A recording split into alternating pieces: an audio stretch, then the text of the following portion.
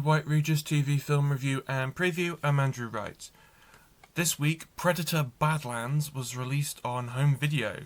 The film is the 7th film in the Predator franchise and stars Elle Fanning and Demetrius Schuster Koloamatanagi. The film revolves around Dek, a young exiled Yautja who crash lands on a hostile planet where he is desperate to prove himself by hunting an apex predator, leading him to form an alliance with Thea, a Weyland-Yutani synthetic.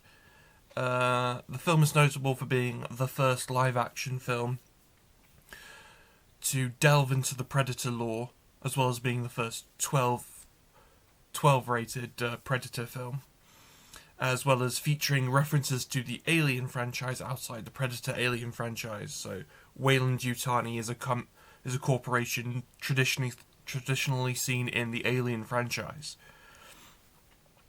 So I watched the film for the first time, and I've never been especially a massive Predator fan, but, you know, I watched the movies.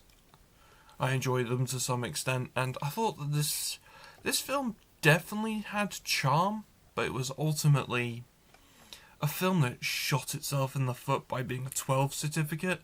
That was too violent to be 12, just because the blood that wasn't green, just because the blood wasn't red, means it somehow gets a 12 certificate. Plus, watching it, I just found no one born after 2002 will care about this film at all. So, yeah. I gave the film 3 stars out of 5. Predator Badlands is on home video now, as well as streaming on Disney+.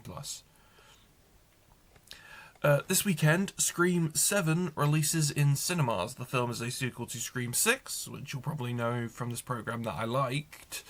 And Scream 7 stars Neve Campbell reprising her role as final girl Sidney Prescott, having declined to appear in 6. The film revolves around a new ghost-faced killer targeting Sidney's daughter.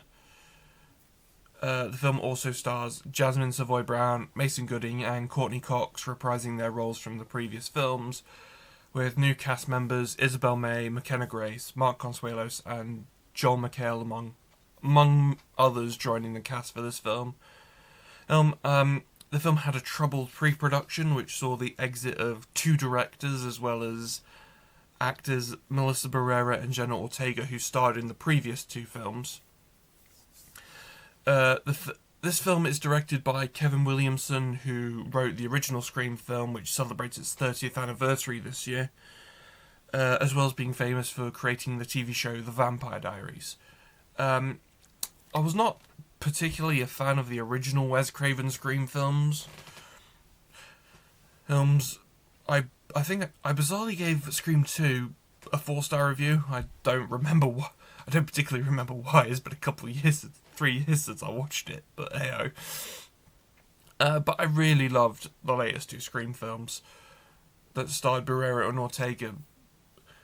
So I'll have to see how this one goes. All I can do is give it a try. Scream 7 is in cinemas now.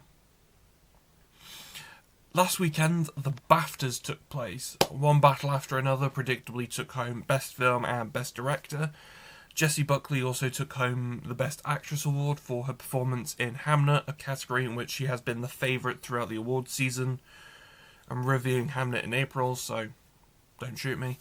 Wunmi Musaku took home Best Supporting Actress for her performance in Sinners, a category which has been highly competitive. There has been no one set winner across the awards season, I don't think. But most surprisingly, Leonardo DiCaprio was beaten to the Best Actor award by Robert Aramayo for his performance in the Scottish biopic I Swear. Unfortunately, the evening was marred by controversy related to an attendee with Tourette syndrome experiencing tics during the ceremony. That's all I say on the matter, because I don't want to get drawn into a debate. But largely, I thought that the awards were highly competitive categories this year, even though some were obviously certain locks. But I thought that Alan Cummings' hosting was just flat and awkward and very painfully unfunny. That's all I have for this week, but be sure to check back next week where I'll be reviewing The Running Man, Now You See Me, Now You Don't, and I'll also be talking about the new Pixar film Hoppers. I think it's early screening this weekend, but it's wide releasing next weekend, so I'll talk about it next weekend. See you next time.